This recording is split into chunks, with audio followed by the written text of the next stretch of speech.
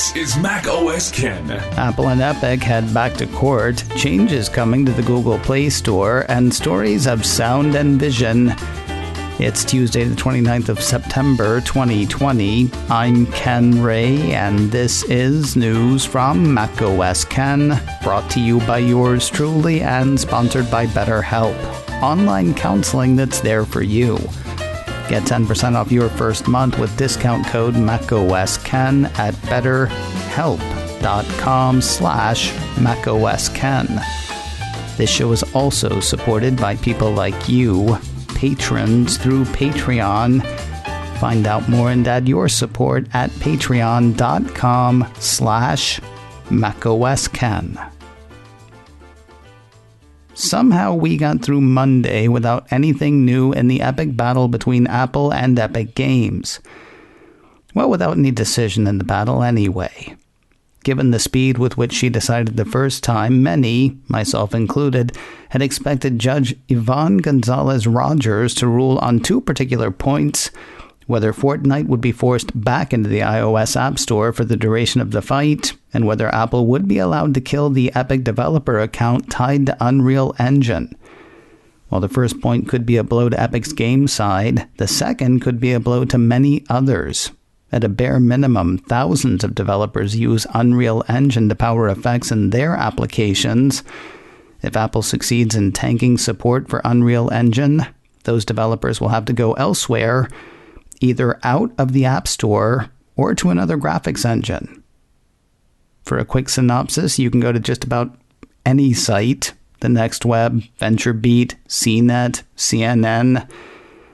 To me, though, the most fun had to be reading the Twitter thread of Financial Times correspondent Patrick McGee's coverage. Fun because you get to read the blow by blow, starting with the judge being irked that Epic produced no documents for discovery.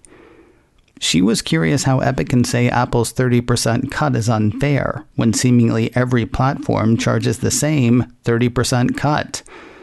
At the same time, she quizzed Apple's lawyer on where the competition was. Why is everyone charging 30% rather than some at 10%, some at 20%, and so on?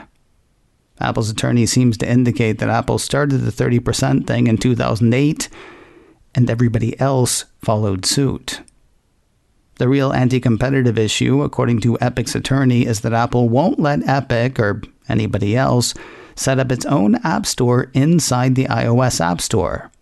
To this, McGee had Apple's attorney saying, Epic creating its own competing store within the iOS platform is essentially an indictment of Apple's entire business model, which has been committed to the safety, security, and privacy of its users. That is a fundamental disagreement with the way Apple has chosen to do business, but Apple's business model has been consistent throughout its existence. This is the way it has chosen to set up its model, and its trademark is to safeguard its users. Seeming to lean Apple's way on the Fortnite issue, Judge Gonzalez-Rogers pointed out that walled gardens have existed for 4 decades, from Nintendo consoles and handhelds, to Microsoft, to Sony. What Apple is doing is not much different, she said. They created a platform. There was a fascinating argument about whether in-app purchases through the App Store are a product in themselves, separate and distinct from the App Store. Epic argues they are, while Apple says they are not. Judge Gonzalez-Rogers seemed, again, to side with Apple, though her interest was piqued by a line of thought presented by Epic. When the company started its own sales in the Fortnite app on iOS, 50% of people playing took advantage of buying V-Bucks directly from Epic. The judge then put the question to Apple's attorney. Doesn't that prove that half of Apple's customers wanted an alternative to the App Store and its in-app purchase system? Apple's attorney countered. All that really proved was that people would rather pay $7 than $10 for the same thing. Apple's attorney said it was more telling that the other 50% would rather pay $10 through Apple's own system rather than give their payment info to someone else. The question of Unreal Engine was murkier this time around than last. While Epic argued that trying to kill Unreal Engine's access to the App Store was retaliatory and had already done irreparable harm to the company, Apple argued that it was in fact defensive. McGee says Apple's attorney argued that if Unreal is allowed to operate, then Epic may try to sneak past Apple's app review process. According to the attorney, others would do it too, and that really goes to the core of the system. So it's not just Epic and Unreal Engine that we're concerned about. That would go to the core of Apple's business model and unravel it and be a green light to other companies, and that would be very dangerous. Apple wasn't retaliating against Unreal Engine, said the attorney. It was protecting its ecosystem. As for Fortnite's hotfix, plugging its own payment processing into the iOS app, Judge Gonzalez-Rogers was stern, saying to Epic, "You were not forthright. You weren't. You were told you couldn't do it, and you did. You know, there's an old saying, a rose by any other name is still a rose. I mean, you can try all you want. There are plenty of people in the public who consider you guys heroes for what you did, but it's still not honest. Don't try to convince me that you were forthright when you weren't." Apple once again suggested that Epic put things back the way they were, bring Fortnite back to the App Store using Apple's payment system, and let the games continue inside while the fight continues in court. This prompted an idea from the judge. What if the 30% went into some kind of escrow account? What if the 30% Apple would normally get from sales in the app was held in escrow until the case is decided? Would that be cool with both parties? The attorney for Apple said he'd have to check with Apple, but that would seem to address a lot of issues. Epic declined, however, saying the court should not give its assistance to unlawful provisions by monopolists. While there are 2 cases underway here, Judge Gonzalez-Rogers said she'd rather run them as one trial. While she knows whichever side loses will appeal, she'd like it to be a jury trial because verdicts by a jury are less often overturned on appeal. That said, either Apple or Epic has to demand a jury trial for a jury trial to happen. She'll need to hear their answer on that today. As for when the trial should go forward, how's next summer for everybody? I think you're looking at a July trial date, she said.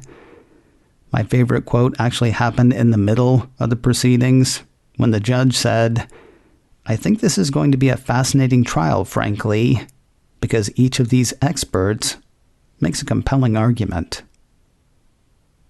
While all of that was going down, Google was making a few changes in its Google Play Store. A piece from the Next Web says the search giant announced Monday that next year's Android 12 release will make it easier for folks to put third-party app stores on the operating system. Another piece on the announcement from TechCrunch says it's unclear what changes will be made exactly. Right now, the operating system cites such side-loading as a security risk. What are they going to offer other app stores in their own app store? In announcing all of these changes, Google referenced Fortnite specifically, saying this openness means that even if a developer and Google do not agree on business terms, the developer can still distribute on the Android platform. This is why Fortnite, for example, is available directly from Epic's store or from other app stores, including Samsung's Galaxy App Store.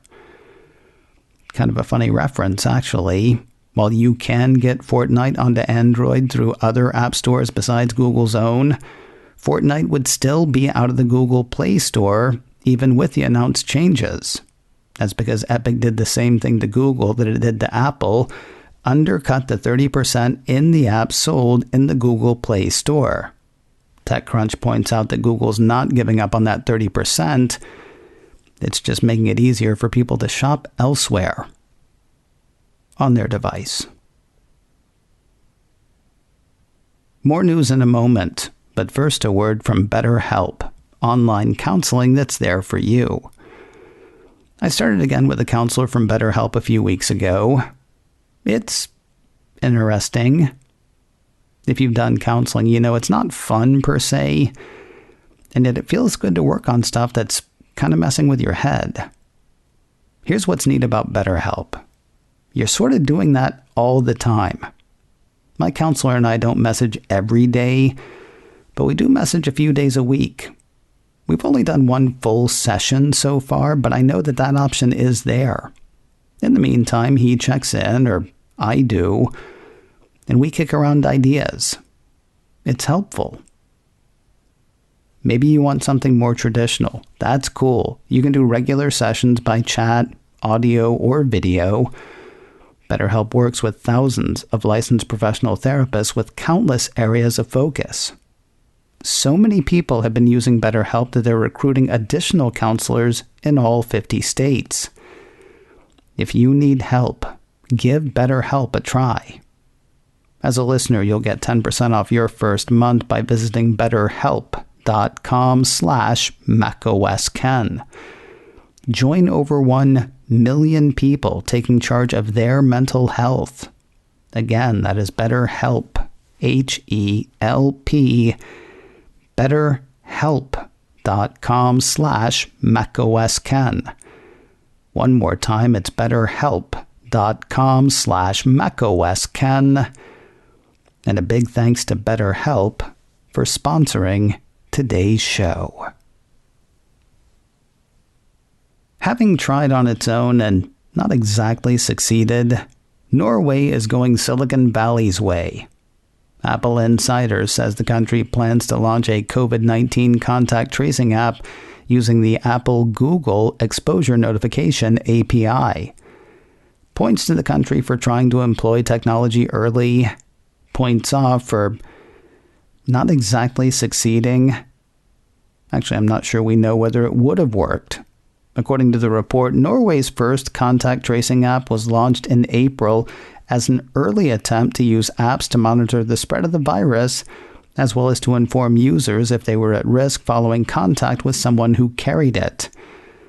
The problem was what it did with the data. It stored it all in one central location, which got under the skin of privacy-minded individuals. In discussing the new app, Norway's health minister stressed that this app is purely for tracking infection. It doesn't store data centrally. Sounds like he got the anonymized, decentralized data message. We'll spend the rest of the day doing the sound and vision thing, both in the case of this first story. Apple issued a press release Monday announcing the feature documentary, Billie, Eilish, The World's a Little Blurry. I'd love to tell you what it's about exactly, but I can't. I mean, it's about Billie Eilish, but besides that, I mean, is it her growing up? Is it her creative process? Is it all the stuff she's bought with all the money she's made? Info on the documentary's angle is lacking. A few things we do know. It's directed by award-winning filmmaker R.J. Cutler. It'll be in theaters and on Apple TV Plus next February. And the 38-second announcement video looks a bit like a teaser for a horror movie.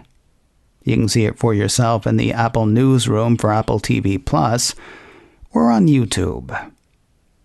There's a slew of new playlists from high-profile DJs on Apple Music. Cult of Mac has word of new sets from the indie dance label Defected Records. According to the report, one set is from the recent Glitterbox Virtual Festival and includes the like of Idris Elba, Jelly Bean Benitez, and Boys Noise. The other includes sets from Ibiza in 2019, featuring Roger Sanchez, Gorgon City, and Sam Divine. Where's DJ D-Sol, y'all? Apple Music says this set of sets is the start of a regular schedule of new mixes and sets from the label. What I really wish is that there was an easy way to tell you how to find them. Go to Cult of Mac, look for this story, and then click the link they have there. That is the easiest way. When I try searching Apple Music for Defected Records, there's a lot of really great-looking stuff that comes up, and none of it is the new set of playlists. Oh well. And finally today, if you're used to working out to the Apple Music Get Up mix, how would you feel about getting up to the workout mix? iDownload blog says that's what you'll be doing now. According to the piece, the idea behind the Get Up mix was to help Apple Music subscribers get up and move something to get their blood pumping. Renaming the customized playlist, which updates on a weekly basis, to a workout mix seems more in line with getting the point across at a glance. I get that. I always thought the Get Up mix was just for the 12 times a day that my watch was nagging me to stand. Coming up in a few minutes, Michael LaPlante of the Average Wine Enthusiast joins me to size up the band of scrappy upstarts in the Coalition for App Fairness. Listen to the show in a few minutes, wherever you get podcasts, or on my YouTube channel, youtube.com/KenRay. macOS Ken, brought to you by me and sponsored by BetterHelp. Get 10% off your first month with discount code macOSKen at betterhelp.com/macOSKen. This show is also supported by people like you, patrons through Patreon. Find out more and add your support at patreon.com/macOSKen. Advertising handled by Backbeat Media, online at backbeatmedia.com. You can reach me a couple of ways. info@macosken.com or call 716-780-4080. We will talk again tomorrow. Until then, that is news from macOS Ken. I'm Ken Ray.